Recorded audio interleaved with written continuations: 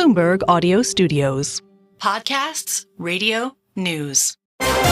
This is Bloomberg Business of Sports. Sports is business. And whenever you are procuring talent, you must start with a criteria. Being owners of this league and wanting our league to be the best in the world, how do we make it better? The valuations are getting so high, the list of people who could purchase a team is getting really short. We have 8 strategic investment areas when you look at the world of sports. The NBA is already in 210 countries around the world. NFL is an amazing thing for the sports betting industry. We have the World Cup coming in 2026 to North America. Hey, if I get $1 million for going to a school, trust me, I'll be there. Bloomberg Business of Sports from Bloomberg Radio.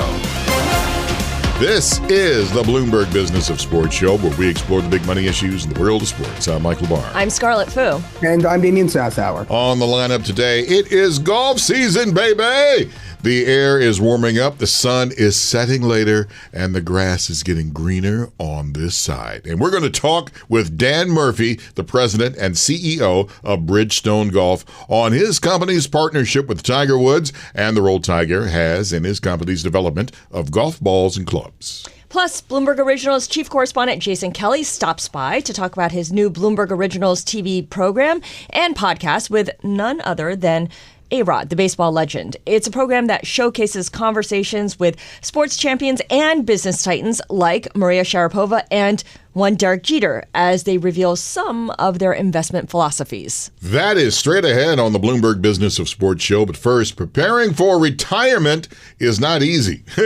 No kidding. And for professional athletes, it's all about becoming a champion with hopes that the millions they made along the way is enough to help pay the bills. But nowadays, athletes are looking to cash in and maintain their brand supremacy even after retirement. Lucky for them, there have never been more ways for athletes to earn billions.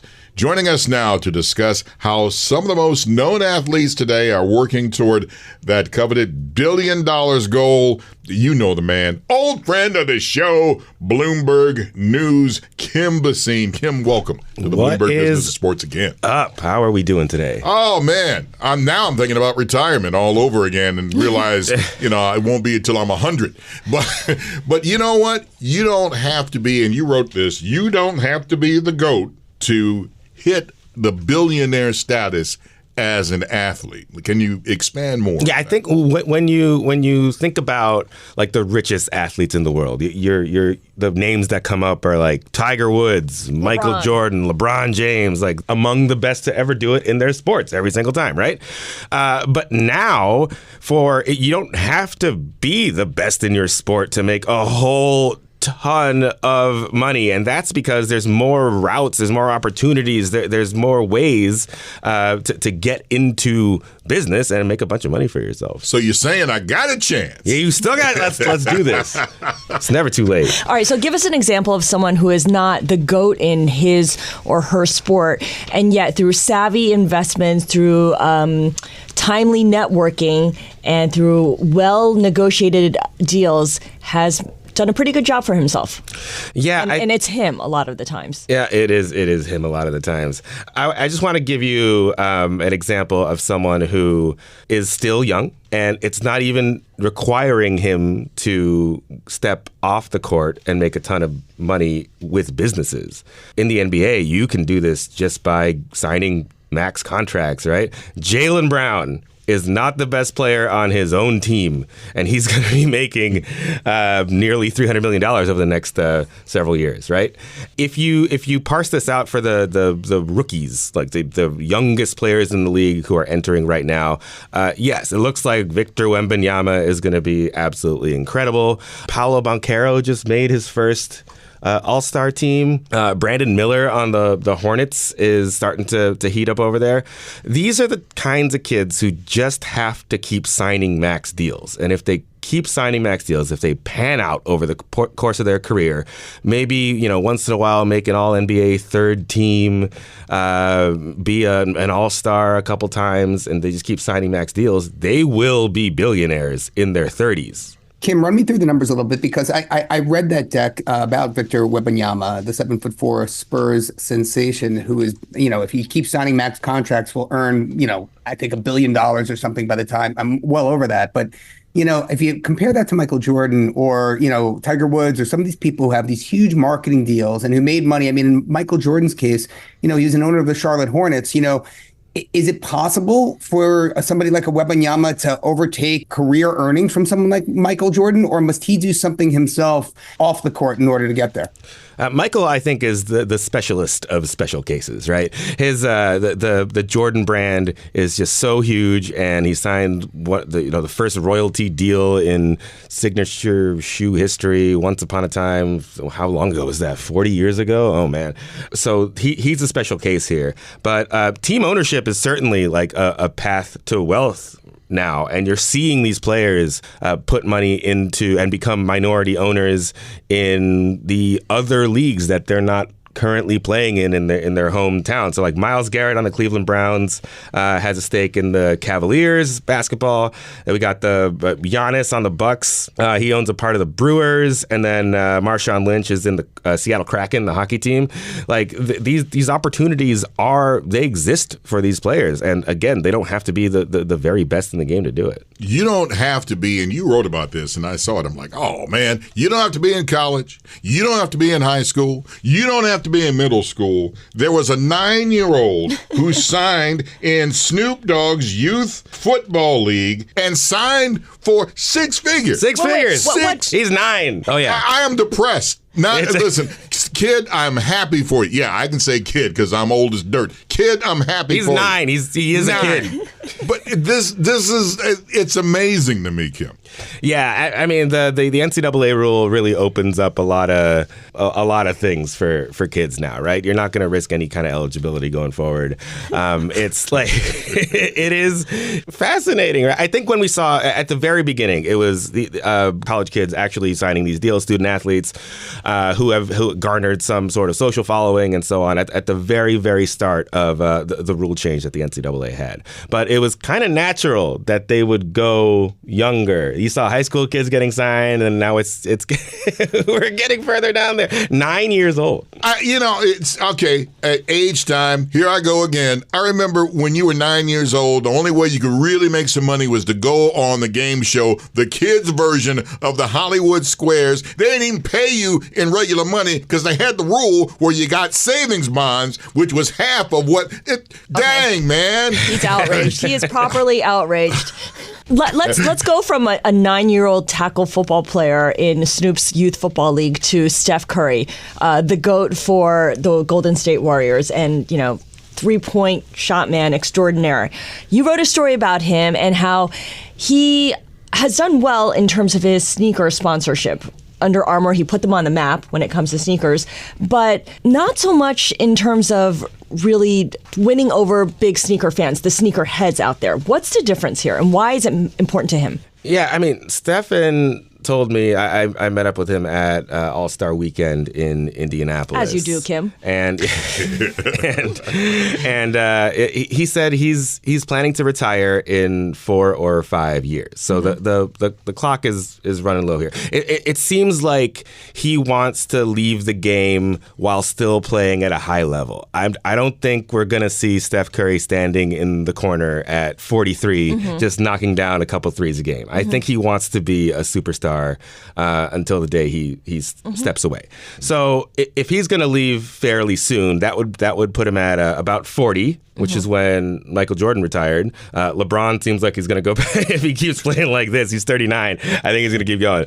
But there's limited time left for Stephen Curry to have that kind of influence on the court, being on TV 82 times a year, and then playing in the playoffs and all the hype around that and the All-Star game and everything. So whatever he's doing after his basketball career, it won't be quite the same. So what he wants to do is really develop off-the-court shoes that are in sneaker culture, shoes that people are lining up around the block for, like you see with some other brands. Jordans, absolutely. And he said explicitly, the Jordan brand is the pinnacle of what an athlete can do with their platform. And he wants to make his own version of that and wants that to be part of his legacy. He also said, like, what's my legacy going to be? And I'm like, Steph, man. He's wondering about that. Yeah, you're the best shooter ever. Like, there's no four championships, 2 MVPs. Wait, he really doesn't see that? I think, I mean, he shouldn't be worried. He shouldn't be worried about this, man.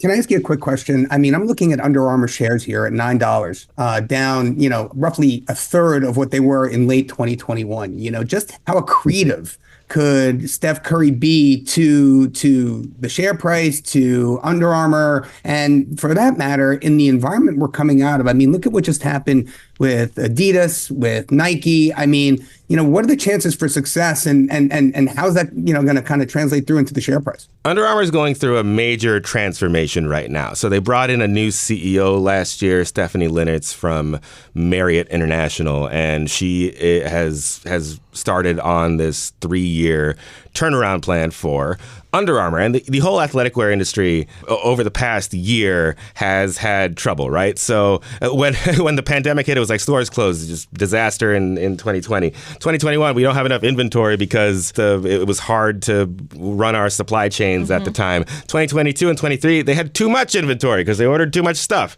And now we're finally getting to the end of that. So we're seeing a reset with brands like Under Armour. So this brand, Under Armour, she is prioritizing a couple things here. So more women's wear, more footwear, and then more what they're calling it sports style, which just means, casual clothes that one would wear not in the gym. Athleisure. Right? So those are the 3 things. And Curry brand is what gave them permission to enter footwear to begin with back in 2013, right?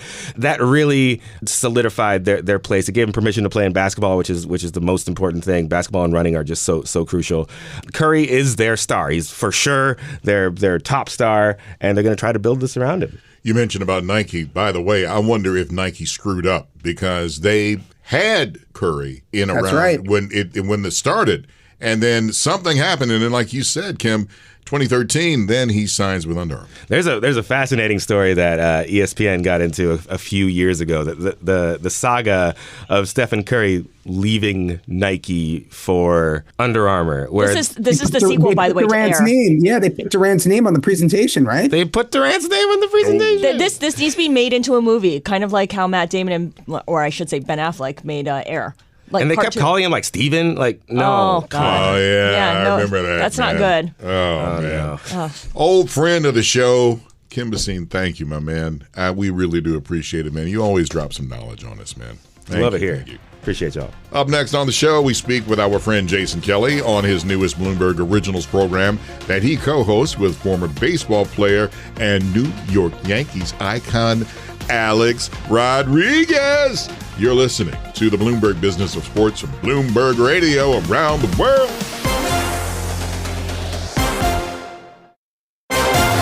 This is Bloomberg Business of Sports from Bloomberg Radio. This is the Bloomberg Business of Sports show where we explore the big money issues in the world of sports. I'm Michael Barr alongside Scarlet and Damian Sassower. When sports, business, and culture collide, there's often a deal to be made.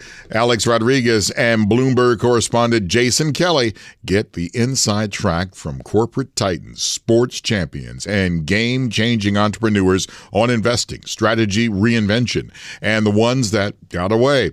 The deal with Alex Rodriguez and Jason Kelly is a Bloomberg Podcasts and Bloomberg Originals series that's passionate, relaxed, insightful, and inspirational. If you think you know these icons, prepare to be surprised. Here is a tease of the show airing now, featuring tennis icon Maria Sharapova. There's going to be viewers that will watch this, that are founders, that have a business, that their dream would be for Maria to invest in their business. Can you tell us a little bit about how you think about businesses, which sectors, kind of broadly check sizes? How do you think about being a value-add investor? One of my first investments, actually the first investment, was into a sunscreen brand called Supergoop. I was a user myself, founded a Sephora market. I think that was their only distribution at the time. This was 12 years ago. I knocked on the door of the founder and I said, I love your product. It's the only one I can wear while I play. It doesn't run in my eyes. It doesn't burn my eyes or sting them.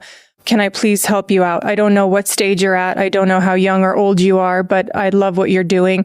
And from what I've read, I love your mission. That was it. And 2 years ago, they sold 75% of their stake for close to $1 billion. It was the first time where I didn't take that paycheck at the beginning. And I said, let me invest. Let me give you my time, my platform, my voice, and help share this message about preventing skin cancer. And that was a successful example. And there's been, several others not so. But the point is that it came from loving the product. It came from the mission that the founder had that I resonated with, and the fact that I could help it. Like, I was realistic that I had the right platform and that I had the right usership in order to help them grow. So I think all that was a good foundation in my investment story. And not to say that there's something that I may not be familiar with or that I'm taking a chance on. I still should take the call. I still should spend time with the founders. But ultimately, I want to have a good feel of what this is, right? I want to spend time. I want to have dinner with these people, right? So I want to believe in people that know how to lose and how that will come up and find ways to win. So joining us now to give us some more insight is co-host of the show and friend of ours, Jason Kelly. Jason, your new show is called The Deal. Tell us about it, man. It's all happening. It's been in the works for a while. This is a show that Alex and I conceived a little more than a year ago. And, the concept was sort of straightforward.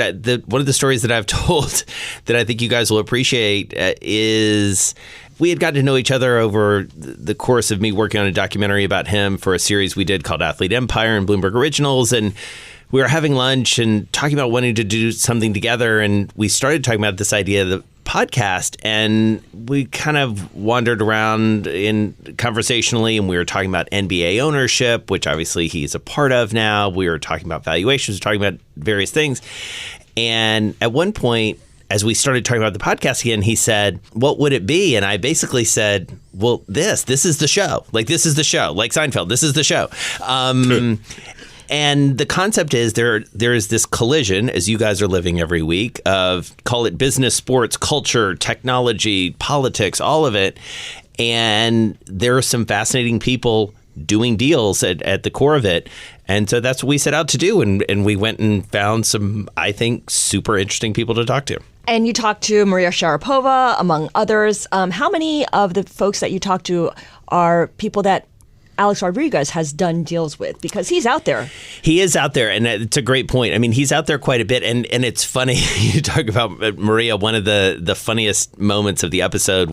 She actually gives him a little bit of a hard time about not calling her for deals. And because they have looked at stuff together. I mean, as you guys well know, because a lot of these folks have been on this show, the circle, as it were, of really top tier athletes who are super serious about making investments is actually a relatively small club, and they certainly bounce off of each other and run into each other. So there are a few people that Alex has done work with. I mean, he worked very closely with Derek Jeter, who's a guest on the show upcoming. They were colleagues, and we joked in that episode. I mean, I sort of half joked that one of the most important deals you could argue that happened in New York Yankees history was the deal for Alex to move to third base so that he could play next to Jeter. And they won a World Series, and obviously a complicated relationship, and we dig into that a lot in the show. I can't wait for that Jason, one. I mean, you went right there, so I'm gonna have to trump that. I mean, think about the contract that Derek Jeter signed with the New York Yankees and the business side of that, and what Alex Rodriguez's negotiations did to pad that for him. I wonder if you guys got into that, but story for another day. Talk to us a little bit about, some of the other guests you hope to have on the show going forward. I mean, Alex runs in these, crazy circles that expand beyond sports into media, into finance. Where do you find Alex to be most comfortable? It's a really interesting question, Damian. I found him to be comfortable really across the board. This is a guy who really started thinking about business off the field almost from the moment he became a professional athlete, which he did coming out of high school, as you guys know. Drafted by number 1 by the Mariners. And, he bought his first multifamily real estate property in Miami, essentially with his first check, and it sort of built from there. And he's a total sponge and really a student. And he talks about, being a young athlete and being on the road and, going in to see Jerry Reinsdorf and going in, obviously, to see, George Steinbrenner once he came to the Yankees, literally padding into the office in his cleats and just sitting and listening to these guys. And so his Rolodex is unbelievable. There's a very funny moment also in the Maria Sharapova episode where she notes these shoes that he's wearing and he can't help him. He can't help but flex a little bit because they were a gift from Bob Kraft. They are signature custom post Super Bowl Nikes that he was wearing. And of course, Maria teased him about that. So what were you most surprised by in your frequent conversations with A-Rod? And I'm sorry, you don't call him A-Rod, do you? I wouldn't be able to stop myself. No, I call him Alex. But there is this interesting thing, even on that point, Scar, which is almost think of him in these two halves or two parts of his career. A-Rod the player and Alex the investor. In many, Alex the businessman, Alex the CEO. In terms of surprises, I think there are a couple. One is sort of this unbelievable curiosity and real desire to understand what drives other people and his willingness to kind of compare notes. Mm-hmm.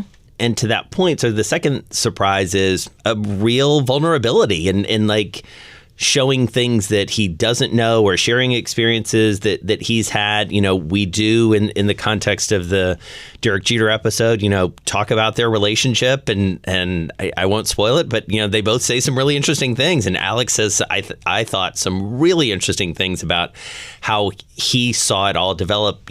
These are two guys who met when they were teenagers. It got real. It got real. And they were on the cover of Sports Illustrated. They tell a great story about being teenagers in LA and sitting in a cab and talking about what they would do to basically play baseball the rest of their lives. It's pretty cool. You didn't have Nomar call in? We didn't. No, ma. No, ma. Jason, I have to ask this. Everyone, myself included, I'm 50 years old. We remember, all the drama surrounding A-Rod, mm-hmm. all the, the media hype surrounding his persona, his brand at that point in time.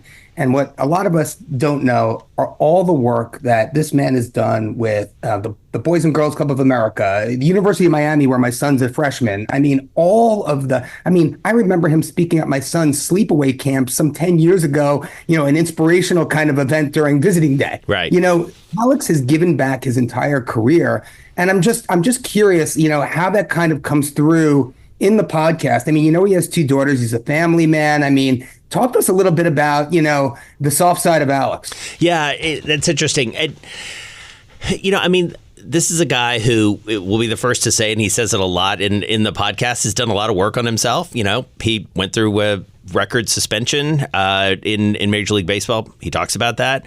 He talks about the lessons learned. I think one of the interesting things too about him, which is both a personal and a business observation, is he is incredibly rare as well in this transition from player to team owner. He's the owner, he's a co-owner of the Minnesota Timberwolves and Minnesota Lynx in the WNBA.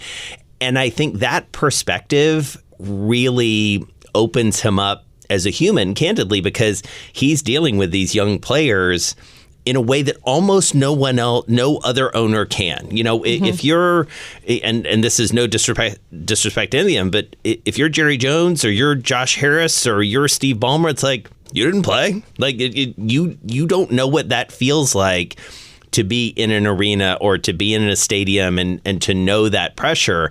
And so to have someone who can ultimately be your boss and say, I know what it's like. I know what it's like when you have a bad game. I know what it's like when people boo you. I know what it's like when people cheer for you. I know what it's like to be written about and all these different things.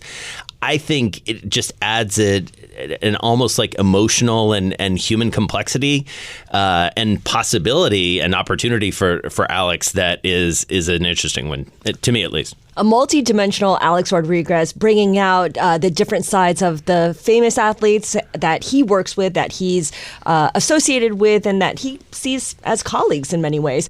And Jason, where can people watch the program? It's available as a podcast and as a video. So on Bloomberg Television, on YouTube, on Bloomberg.com, and then on the podcast side, wherever you get your podcasts. And after that, it'll be a weekly series. 12 episodes. So stay tuned. And, coming up, as you guys mentioned, we'll have Michael Strahan. We have Derek Jeter. We have Constance Schwartz-Marini, who is actually Michael Strahan's business partner and also chief advisor to Coach Prime and has worked with Snoop Dogg and Aaron Andrews. She tells a great Taylor Swift story. Jason talks as if he knows these guys personally, Scarlet. Larry Fitzgerald, we spent some time with him. He was incredible. Hannah Storm. So a lot of really fun conversations. I'm excited for you guys to hear them. Up next on the show, we speak with Bridgestone Golf President and CEO Dan Murphy. I'm Michael Barr, along with Scarlet Fu and Damian Sassower. You're listening to Bloomberg Business of Sports from Bloomberg Radio around the world. This is Bloomberg Business of Sports from Bloomberg Radio. Welcome back to the Bloomberg Business of Sports. I'm Michael Barr, joined as always with Scarlet Fu and Damian Sassower. You've probably heard the name Tiger Woods, but did you know Tiger Woods has had a long relationship with Bridgestone Golf for many years, over 20 to be exact, helping the company with prototyping and testing the company's golf balls, clubs, and accessories. So joining us to talk about that partnership and the growth of the Sport International League is the president and CEO of Bridgestone Golf, Dan Murphy. Dan, welcome to the Bloomberg Business of Sports. Thank you for having me. I'm excited to be with you. So now I'm getting excited, even though I tried golf once and I'm not very good. I'm not very good at anything. But golf is exciting and people will playing right now. The weather is starting to break. The groundhog said, you know what? Go out there and hit the golf course. Where do you see the industry heading for 2024? It's a very interesting industry. I've been in it for 25 years, and I've seen the ups and downs. And ever since the pandemic, we had a shutdown of our industry. And then in May of 2020, we saw a boom in golf. It was the safe play. People could get out and get some recreation, some fresh air, and out of the house. And golf has been booming ever since. That's one of the things that has really stuck around after the pandemic, this idea that golf has seen this renaissance and it's picked up interest, especially among the younger set. So I'm curious, from where you sit, who you see as the next ambassador for the sport. Tiger Woods, certainly impactful, but not in the same way that he was before, even as he continues to increase his marketing possibilities with his new deal, his new apparel line with TaylorMade.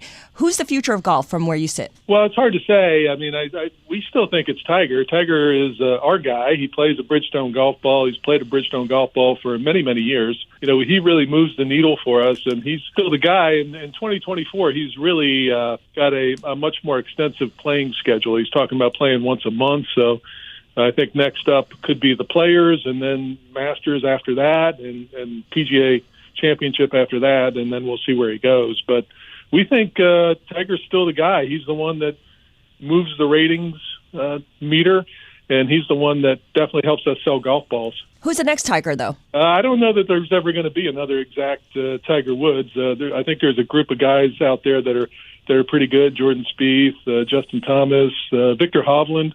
I think that's the exciting thing about our sport, is you just never know where that next superstar is going to come from or how that next one will blossom. So hard to say specifically, and I don't know that since Jack Nicklaus that we've had anybody of the stature of Tiger Woods, and I don't know that we'll see that again in our generation. But But there'll be some good young players that'll move the needle and draw some ratings. Dan, that is the right answer. There will never be another Tiger. I mean, what a great answer. But I mean, in full disclosure, I wonder if you could tell our audience a little bit about why I should be using Tiger's Tour BX Bridgestone golf balls as opposed to the Pro V1X. I mean, talk to me about that. Our audience doesn't know the technology, the sophistication, what goes into the production of the perfect golf ball. See, Dan, you can tell who's the great golfer here among the panel. It's interesting. We love Tiger playing our ball, and he plays a model called the Tour BX, and it's designed for his game. One of the things that makes us different, they talk about one model being the right model for everybody, that one size fits all. We've gone in a very different strategy, a very different offering to consumers, where we talk about fitting and fitting the right golf ball to the right golfer. We don't all wear size extra large shirts or size 12 shoes, and we don't all play extra stiff shafts like the pros do on tour. So why are we all playing the same golf ball? So Bridgestone popularized and really made it a brand position to talk about fitting. And so we take the characteristics of each individual golfer, incorporate that into the choice, and then recommend one of several different golf balls, not just a one-size-fits-all. I want to mention something about Tiger Woods. 50 years from now, is Tiger Woods going to be like the Chuck Taylor of sneakers? Absolutely. The Michael Jordan, maybe. I think he will be. I think his accomplishments are so far above and beyond what everybody else has been able to do. And, the only person that I think is measurable to him is Jack Nicklaus himself. But, I think we'll be talking about Tiger Woods for a long, long time and using him as a standard of measure of what a superstar looks like. Tiger Woods is one storyline when it comes to the world of golf. The other storyline, of course, is this possible LIV Golf PGA merger, which I don't think we have any clarity on right now, even as the PGA Tour reached a deal with a group of billionaire sports team owners to get up to $3 billion into a new for-profit entity, PGA Tour Enterprises. I mean, it's kind of just a big bundle of headlines that, at least for us, doesn't really clarify what's next. Clearly, there's a lot of movement. There's a lot of drama here. Is this drama between LIV Golf and PGA good for your business, bad for your business? I think a unified tour would be better for our business. I think it's a little distracting to have a separation of the best players in the world, some playing on one tour and some on another. So, I think it would be better for our business if they got back together in some form or fashion. We've been watching it very, very closely, and we've had players go in each direction. We don't know what's going to happen next, but we're anxious for it to be resolved and for a unified golf tour featuring the best players in the world, we think would be better for everybody. Dan, is March 6th circled on your calendar? I mean, because we all know that March 6th is when Full Swing Season 2 releases, right? And they caught a lot of last year's drama. And I'm just curious, your thoughts on Netflix, on Full Swing 2. I mean, is this also good for the game of golf? Oh, absolutely. I think there's a couple of things really working in golf's favor, and certainly the Netflix Full Swing is really a good one. As it happened with Formula One, it really broadened the audience base and got a lot more diversity and a lot more eyeballs on the sport. So I think that's going to help a lot as well. I think also this whole activity of off-course golf is really helping. Off-course golf meaning Top Golf or simulator golf. That has become very, very popular in the last 5 or 10 years, and I think that's acted as a feeder system to really keep golf going in a big way and nourish our participation numbers in a very positive way. I want to talk more about that, about the simulated golf in all the facilities that have something like that, because the technology in golf today is totally different than what it was even 20, 30 years ago. All I knew about golf back then was, well, it's a little white ball and it's round and that's it. Now you have everything to break down your swing. And I'm not talking about just a video. I'm talking about all of the AI involved with trying to get your game better. Where do you see the future of AI taking golf? We're using it in ball fitting. I talked a little bit about ball fitting, and we have an AI application that we think is pretty cool, where a golfer can come in and interact with our AI program and input what's important to them relative to the performance of golf ball, some of their characteristics of how they swing, and AI will give them back a recommendation. So what we're doing is we're using AI to help educate consumers about ball fitting and getting the right ball for their game. So, I think it can be a help. I think we're all trying to figure out AI, not only in the golf space, but across our overall economy. See, that's why I'm afraid of AI. I'm sure it's going to come back, give me my input. It's like, you suck, Barr, because you can't swing diddly squat. Dan, going back to things, talk to us about, international expansion. Talk to about what live means. You see tournaments now in places like Singapore and Asia. Talk to us a little bit about the international expansion, what that means for you, what that means for Bridgestone. Yeah, for Bridgestone, we're excited about international. We're Tokyo-based. We're riding a wave of golf participation increases all across the globe, particularly in Asia. Korea's been a great market for us. Japan, we're number one in Japan in terms of market share, and then Europe has been very good for us as well. So, we see golf growing in popularity, live or not live. I don't know if we credit live with bringing golf to new locations. I don't know that yet, but I know that golf is surging in popularity, and the U.S. market is by far the biggest market. It's about 50% of the global market, and it really sets the stage and sets the tone for the rest of the world. And so, as the U.S. is taking off, the rest of the markets are taking off as well. So we're excited about that. And when it comes to that growth, I want to go back to something you said, which was the off-course golf, the idea of just going to the driving range or simulated golf. Can you give us a breakdown of what the growth looks like in off-course golf versus traditional golf, on-course golf, and how much of your market is in off-course golf? Well, we're totally on-course. So think about the market in terms of off-course participation and on-course participation. And I just happen to have some new numbers from NGF. That's one of the industry groups. And they talk about there being 33 million U.S. golfers that play off-course. That means Top Golf or simulator golf. So 33 million. They talk about 27 million people playing on-course golf, and there's some overlap between those two groups. Mm-hmm. But the actual number of people playing off-course golf is greater now and growing more rapidly. And before the pandemic, let's see, I've got a cool stat here. The off-course business is up 41% versus 2019 before the pandemic. So a lot of big change in behavior. And, us traditional, we make golf balls. Bridgestone Golf makes golf balls. And so we're mostly interested in people getting out onto a green grass golf course and playing and hitting those balls in the woods so we can replace them, right? So,